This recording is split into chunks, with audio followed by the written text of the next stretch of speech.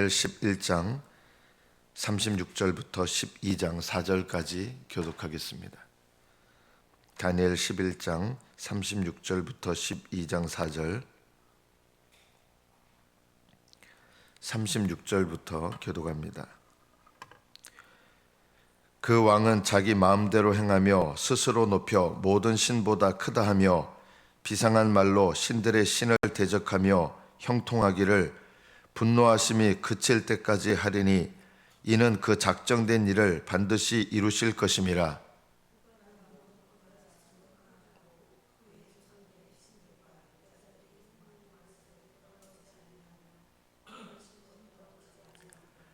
그 대신에 강한 신을 공경할 것이요 또 그의 조상들이 알지 못하던 신에게 금, 은, 보석과 보물을 들여 공경할 것이며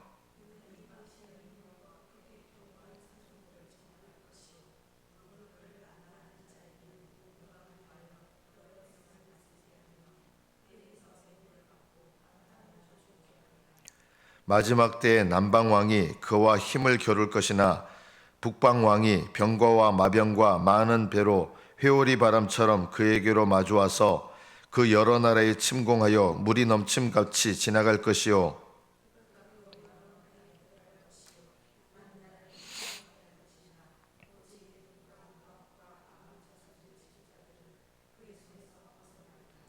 그가 여러 나라들에 그의 손을 펴리니 애굽 땅도 면하지 못할 것이니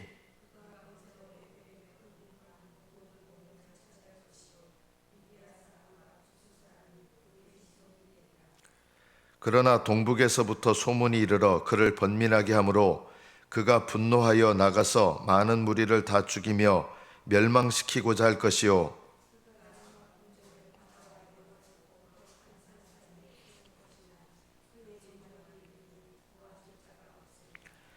그때 내 민족을 호위하는 큰 군주 미가엘이 일어날 것이요 또 환란이 있으리니 이는 개국 이래로 그때까지 없던 환란일 것이며 그때 내 백성 중 책에 기록된 모든 자가 구원을 받을 것이라.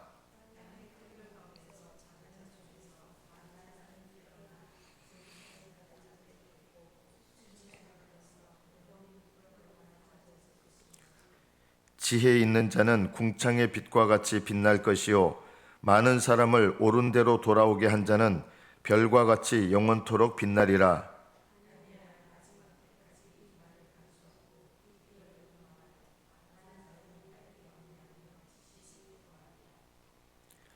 여기까지 받들어 읽겠습니다.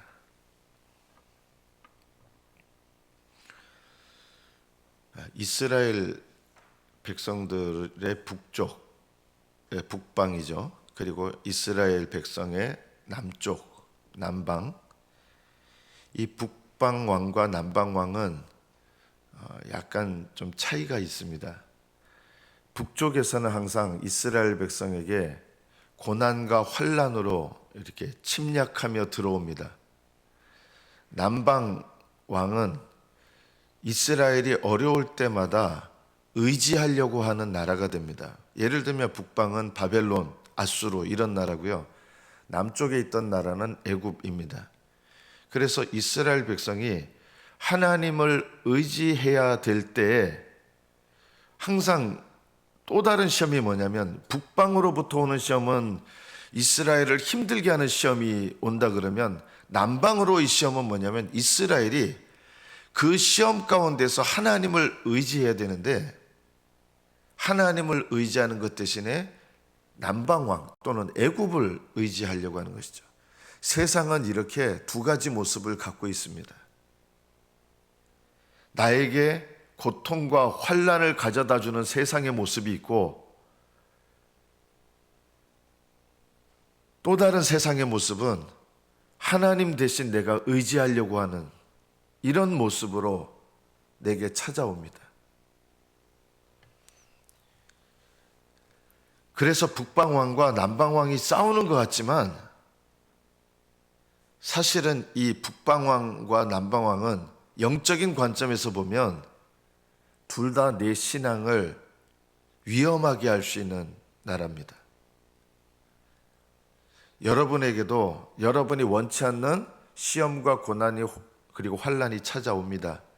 그럴 때 내가 믿음으로 반응하지 않으면 그 시험과 고난이 내 믿음을 무너뜨리는 시험이 되겠죠. 또 우리가 어려움을 당하면 우리는 하나님을 의지하기보다 하나님 아닌 다른 것을 의지하고 싶어 합니다. 사람을 의지하고 싶어 하고요. 뭔가 내 생각을 지지하는 사람을 의지하고 싶어 하고요. 이것이 우리의 난방입니다. 북방왕만 우리를 시험 들게 하는 존재가 아니라 남방왕도 우리를 시험 들게 하는 존재입니다. 하나님을 의지하라고 하나님께서 시험과 고난과 환난을 북방왕을 통해서 주시거든요. 그러면 믿음의 반응이 뭐냐면 그 시험 가운데서 하나님을 의지하는 것을 배워야 되는 것입니다.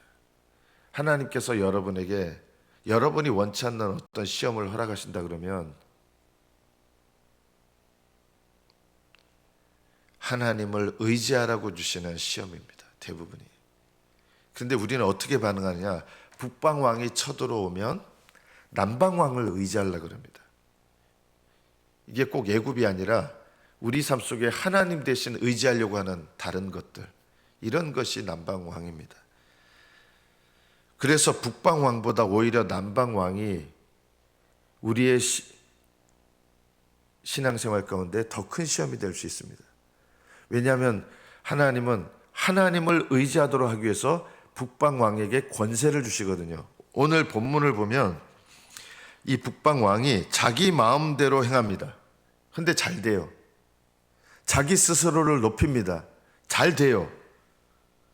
모든 신보다 자기가 크다 합니다. 이게 무슨 말이냐면 자기가 무너뜨린 나라의 신들은 나보다 약하기 때문에 무너졌다고 생각하는 거예요. 그래서 그 신들을 업신여기면서 자기를 높이는 거예요. 그런 신들 섬기지 마라.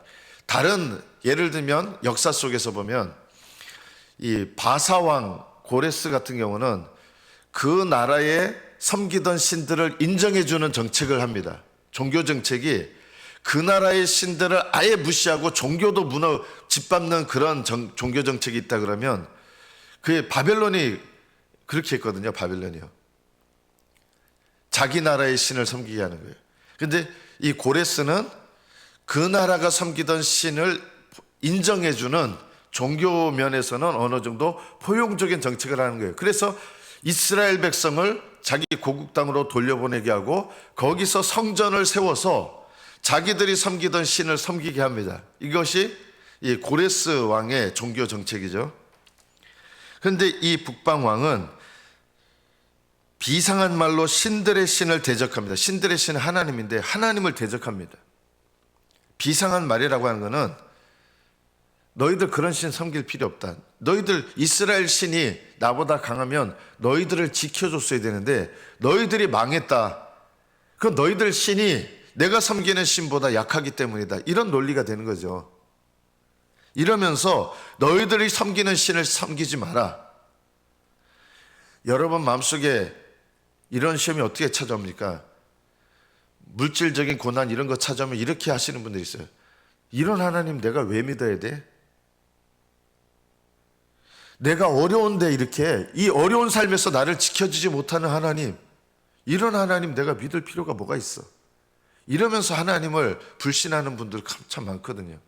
이게 물질의 시험, 자녀 시험, 또 내가 예상치 못했던 시험이 오기 전에는 이런 생각이 안 드는데 모든 것이 잘 나갈 때는 형통하죠. 그런데 이런 시험이 오면 이런 하나님 내가 믿을 필요가 뭐가 있어? 시험이 와봐야 진짜 내 신앙이 어떤 신앙인지 드러나는 거예요. 환난을 겪어봐야 진짜 내 믿음 수준이 어떤 수준인지를 압니다. 평상시에는 다 잘 믿는 것 같았잖아요. 그런데 환난이 오면 돌변하는 분들 참 많아요. 이스라엘 때도 그랬고요. 초대교회 때도 그랬고요. 우리나라도 역시 마찬가지입니다. 일제시대 때 그리고 공산시대라는 건 공산당이 쳐들어와 가지고 공산당이 이렇게 다스리는 것 같이 느껴졌을 때 그때 참된 믿음을 나타내는 사람들은 고난을 겪었거든요. 이 북방왕은 자기 신들의 신을 대적하는데 형통해요. 이게 언제까지 그러냐? 분노하심이 그칠 때까지 하리니.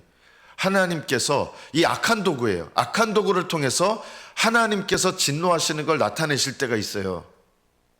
그러면 하나님께서 진노하셔서 이 악한 도구를 통해서 고난과 환란이 온다 그러면 이스라엘 백성이 해야 될 일은 뭐였을까요? 너무 힘들죠. 나를 압제하고 힘들게 하는 세상이에요. 이럴 때 내가 택해야 될 게 뭐냐면요, 회개예요. 그러나 이스라엘 백성은요, 이럴 때 어떻게 반응하느냐? 애굽으로 내려가서 애굽을 의지하려고 그래요. 여러분은 하나님께서 여러분을 사랑하시기 때문에 우리의 죄에 대해서 진노하셔서 내가 힘들 수가 있어요. 힘든 것을 회피하려고 하지 마세요. 힘든 것을 회피하면 편해요. 그게 왜 편한지 아세요? 회개를 안 하면 편해요. 대부분의 그리스도인들이 죄 때문에 시험과 환란이 왔을 때 그 죄를 회개하기보다는 그 죄에 대해서 회피해서 애굽을 의지하고 편안한 삶을 추구해요. 그래서 회개를 안 해요. 그래서 편안하면 행복하죠. 그러나 그게 복된 것은 아닙니다. 하나님은 이스라엘 백성이 이제 바벨론에 예를 들어 쳐들어왔어요. 포로로 끌려갔습니다.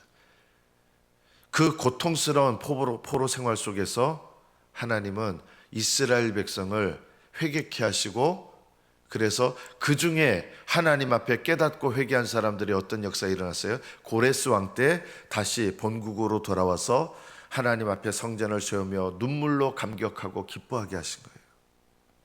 이것이 올바른 회복의 방법입니다. 그러나 대부분 우리는 삶의 고난이 찾아오면 그 고난 속에서 하나님의 죄에 대한 진노를 깨달으려고 하는 게 아니라 아예 그 고난 자체를 회피하고 싶어요. 분노하심이 그칠 때까지 하리니 이는 그 작정된 일을 반드시 이루실 것입니다. 하나님께서 이 세상의 권세자, 하나님을 대적하는 자잖아요, 이 사람은요. 그런데 왜 이렇게 하나님을 대적하는 자에게 누가 형통하게 하신 거예요? 놀랍게도 하나님이 그렇게 하신 거예요. 그럼 왜 하나님께서 하나님을 대적하고 하나님의 백성들을 대적하는 이런 악한 도구를 하나님이 형통하게 하시느냐? 도대체 그 악한 도구를 사랑하셔서가 아니라 그 악한 도구를 사용하셔서 이스라엘 백성, 자기 백성으로 하여금 깨닫고 회개하도록 하시는 것입니다.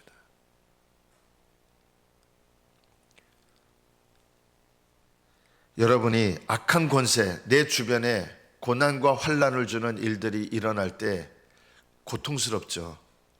그 고통스러울 때 내가 그 고통을 올바르게 해결하는 방법은 뭐냐? 하나님 앞에 회개해야 될 때라는 것을 알아야 됩니다. 우리는 이런 하나님의 방법에 대해서 너무나 둔감하고 하나님의 방법을 무시합니다.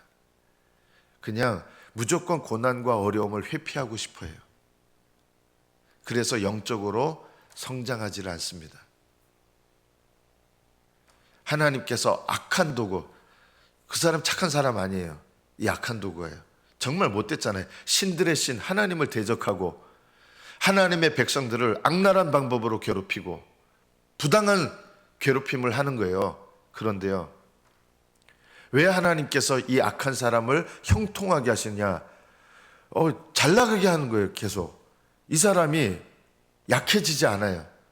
우리 주변에 이런 일들이 지속될 때 우리는 이게 왜 하나님께서 내 주변에 악한 도구를 사용하셔서 나를 힘들게 하시는 때가 있느냐?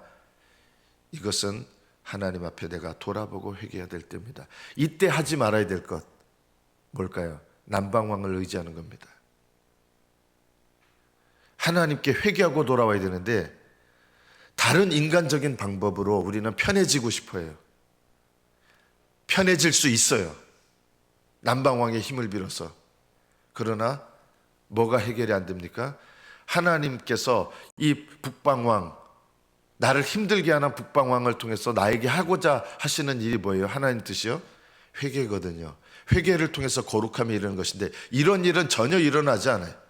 끊임없이 어려움만 당하면 회개하기보다는 어려움을 회피하고 인간적인 방법으로 피하고 인간적인 방법으로 해결하고, 이런 분들의 공통점은 항상 어려움은 반복되지만 참 믿음은 자라지 않습니다. 회개도 모릅니다. 거룩함에 이른다는 것도 모릅니다. 끊임없이 신앙생활 가운데 하나님께서 북방왕을 허락하시지만 그때뿐이에요. 신앙이 안 자라요. 더 이상 교회 생활에 익숙해지는 거지 신앙이 자라는 거하고 다릅니다. 많은 그리스도인들이 그냥 교회 생활에 익숙해지는 게 신앙이 자라는 건 줄 알아요. 신앙이 자라는 건요, 내가 하나님 앞에 날마다 회개함을 통하여 거룩함에 이르는 것이 신앙이 자라는 것입니다. 그거를 하기 싫어해요. 우리 안에 옛사람의 못된 본성이 남아있잖아요. 육신이요. 육신. 우리 안에 육신이 있어요. 이 육체를 말하는 게 아니에요. 옛사람의 본성이 남아있어요. 이 옛사람의 본성이 우리에게 제일 싫어하는 게 뭐냐? 회개하는 것 제일 싫어해요. 회개하는 것을 싫어하면 거룩함을 사모할 수가 없습니다. 회개하는 것을 싫어하는 사람이 거룩함에 이를 수 있는 것은 불가능합니다. 그래서 실제로 대부분 성도들이 롯과 같이 살아가는 거예요. 어려움을 당해도 하나님께서 이 소돔성에서 포로로 끌려갔다가 돌아왔잖아요. 그럼 은혜를 경험했으면 소돔을 떠나야 되는데 여전히 소돔을 안 떠나요. 하나님께서 북방왕의 고통을 허락하신 이유는 지금 내가 머물고 있는 영적인 소돔 땅을 떠나라고 하시는 건데 떠날 줄을 몰라요. 그거는 싫어요. 그냥 편하게 사는 게 좋아요. 그래 계속 소돔 땅에 머무는 거예요.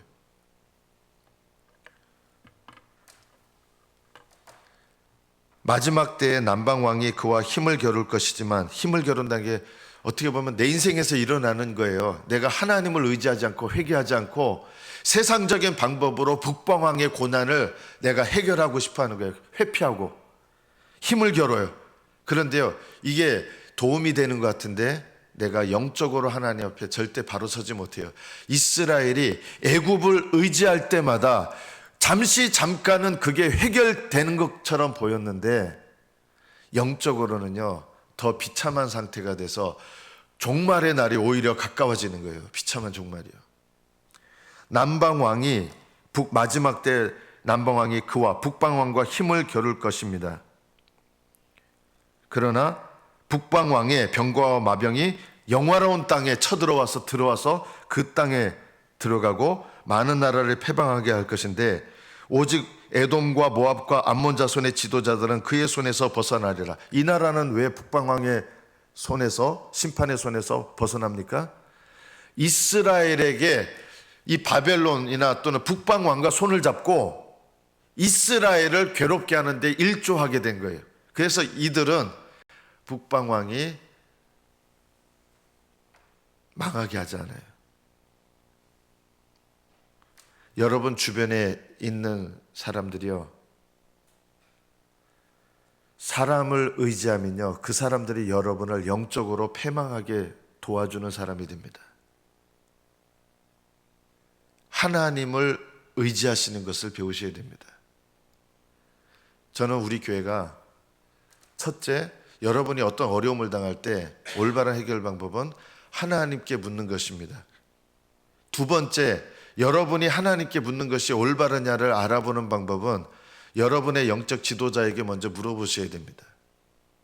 그리고 또 하나의 방법은 하나님 방법대로 판단할 줄 아는 두세 사람이 모인 그룹, 이 그룹에 물어보는 거예요. 아직은 우리 교회가 이런 그룹이 잘 되지 않았어요. 저는 우리 교회에 이제 소그룹이 세워질 거예요. 근데 어떤 소그룹이 세워지냐? 그냥 옛날 구역 그런 거 그냥 모여가지고 그냥 서로 재밌게 모이고 이거 말고 정말 하나님의 뜻대로 정말 사랑으로 권면하고 하나님 뜻대로 권면할 수 있는 이런 그룹이 있다면 이런 그룹에 물어봐야 돼요. 인간적으로 권면해주는 그룹은 소용없어요. 왜냐하면 그 사람들은요, 7명이 모이든 10명이 모이든 어떤 권면밖에 못해요? 인간적인 권면밖에 못해요. 그런 그룹에는 물을 필요가 없어요. 정말 하나님의 뜻대로 나에게 권면해 줄 수 있는 그런 사람이 두세 사람만 돼도 그런 그룹에 물어봐야 돼요. 여러분이 내가 도와줄 자가 없는 어떤 어려움이 북방으로부터 내게 왔을 때 내가 어떻게 해야 되는가? 대부분 이렇게 권면해. 애굽을 의지해라. 애굽이 널 도와줄 수 있어. 애굽을 의지해라. 이런 권면을 해줍니다. 이건 권면이 아니에요. 이런 인간적인 권면을 하시는 분들의 말은 들을 필요가 없어요. 그럼 어떻게 분별하느냐? 나에게 권면을 해주는 사람이 정말 하나님의 뜻대로 분별을 하는 사람인가? 그것을 여러분이 판단하셔야 됩니다. 하나님 뜻대로 권면하는 사람은요, 온정적으로 말해주지 않아요. 얼마나 힘들겠니, 그냥. 무조건 위로만 해주려고 하는 사람은요, 그런 사람에게는 물으려고 할 필요가 없어요. 참된 위로는요, 위로라는 말 자체가, 성경의 위로는 하나님이 함께 하시는 거예요. 하나님의 방향이 제일 중요해요. 인간적인 위로, 그거는요, 아무런 도움도 안 되고 해결도 안 됩니다. 애굽은 우리에게 항상 가장 어려운 시기에 내가 너 도와줄게 하면서 인간적인 위로와 인간적인 도움으로 날 찾아오면서 하나님을 의지하지 못하게 하고 하나님의 방법을 무시하게 하고, 하나님의 방법은 뭐예요? 내가 회개해야 될 텐데 지금 그것을 안 하면서 그냥 이렇게 감싸주고 위로해 주는 거, 이거는 하나님의 방법이 아닌 것이죠. 남방왕은 이런 시험이에요. 하나님께 회개가 아니라 그냥 인간적인 방법으로 위로하고 인간적인 방법으로 의지하게 만들고, 그 결론이 뭐예요? 하나님을 올바르게 바라보지 못하고 의지하지 못하게 하는 것이죠. 우리의 시험은 북방왕의 시험도 있지만 남방왕의 시험도 있다. 이것을 늘 기억하십시오. 하나님 뜻대로 지금 내가 북방왕의 시험을 겪을 때 내가 하나님의 방법대로 이 문제를 해결해야 되겠다, 이 결심을 하셔야 됩니다. 다니엘서 12장 1절부터 보면 그때에 이 종말의 때가 이제 이르는 거예요. 그때에 내 민족을 호위하는 큰 군주 미가엘이 일어난다. 여기 미가엘은 미가엘 천사도 말하기도 하지만 미가엘이란 뜻이 여호와와 같은 자 누구인가 하면서, 사실은 마지막 때 일어날 영적 미가엘은 또 누구시냐면 미가엘 천사도 맞지만 예수님이 군대 장관이시죠.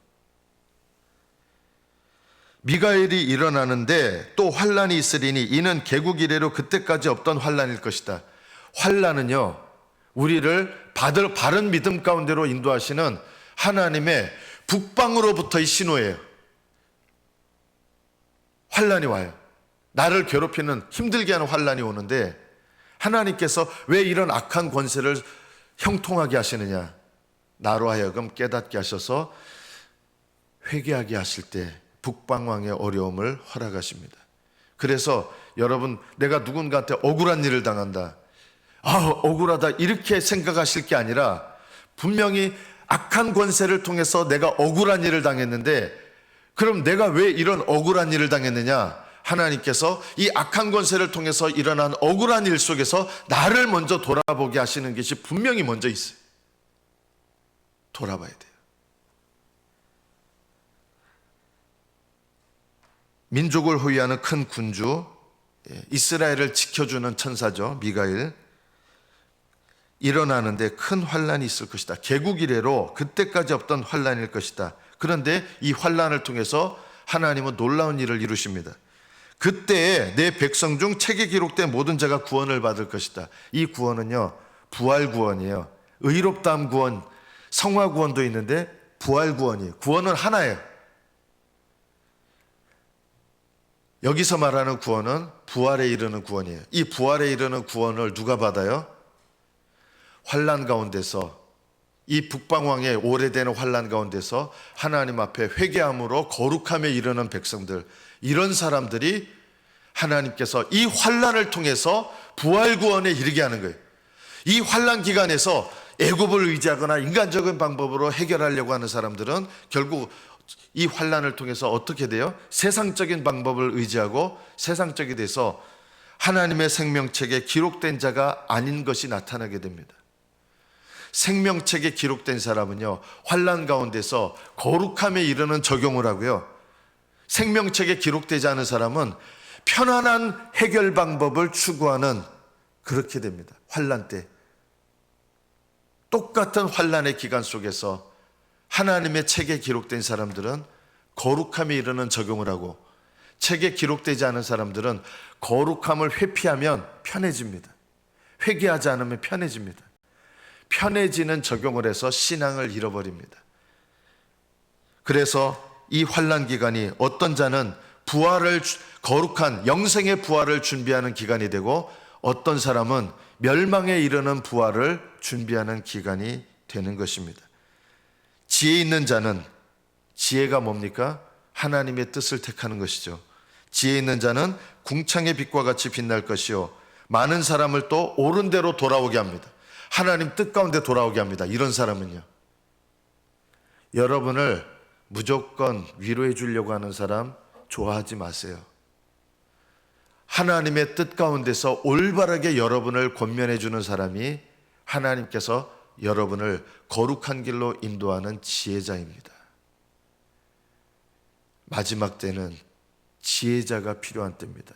단순히 여러분을 편하게 해주고 위로하는 그런 세상적인 위로자가 아니라, 애굽은, 남방왕은 항상 부드러운 모습으로 우리에게 찾아오지만 하나님을 의지하게 하는 데서 더 떠나게 합니다. 여러분으로 하여금 오히려 참된 회개와 거룩함에 이르도록 하나님의 방법으로 이끌어서 거룩한 길로 나아가게 하는 자들이 바로 진정한 참된 지혜자들입니다. 이들은 다른 사람들을 옳은 길로 이끌어서 생명의 부활에 이르게 합니다. 영원토록 이들은 빛나게 될 것이고, 이들의 권면을 듣는 사람들은 영원히 하늘나라에서 빛나는 자들이 될 것입니다. 많은 사람이 빨리 왕래하며 지식이 더할 것이다. 그러나 세상이 아무리 바뀌어도 세상의 본질은 바뀌지 않는다는 것입니다. 이 세상의 본질은 환난이 올 때 회피하고 싶어 하게 만들고, 그리고 인간적인 위로와 인간적인 방법으로 하나님 의지하지 못하게 만들고, 이 시대의 교회의 가장 큰 특징이 뭡니까? 회개와 거룩함을 쏙 빼놓고 성도들을 무조건 편하게 해주고 싶어 하고, 저도 그런 예외는 아니에요. 저는 안 그런 목사냐? 저도 아니에요. 목사들도 이런 유혹을 받는 거예요. 성도들을 올바르게 권면하고 정말 바른 진리의 길로 인도하려고 하기보다 그냥 성도에게 그냥 맞춰주려고 하는 거, 이런 것이요, 말씀을 전하는 자도 남방왕의 영향을 받아서 올바르게 성도들을 인도하지 못하는 것이죠. 지금 이 시기도 깨어 일어나야 될 때입니다. 하나님 앞에 여러분 지혜자의 권면을 들으시고 지혜자의 길을 발견하십시오. 북방왕이 쳐들어올 때, 남방왕이 여러분에게 거짓 위로로 위로해 줄 때, 우리는 북방왕의 침략 속에서도 믿음의 길을 오히려 발견하셔야 되고, 남방왕의 거짓 위로를 어떻게 보면 우리에게 더 좋아 보여요. 남방왕의 위로는 우리를 행복하게 만들어요. 그러나 그것이 올바른 길은 아닙니다. 그래서 올바른 길을 택하는 자, 좁은 길을 택하는 자는 항상 모든 시대를 통해서 다수였던 적이 단 한 번도 없었습니다. 좁은 길을 택하십시오. 믿음의 길을 택하십시오. 성령을 따르십시오. 말씀을 따라가십시오. 헛된 위로자와 헛된 권면자를 버리시고 하나님의 좁은 길로 인도하시는 그런 지혜와 그런 권면자를 따르십시오. 이것이 여러분의 인생을 복되게 하는 길입니다. 기도하겠습니다.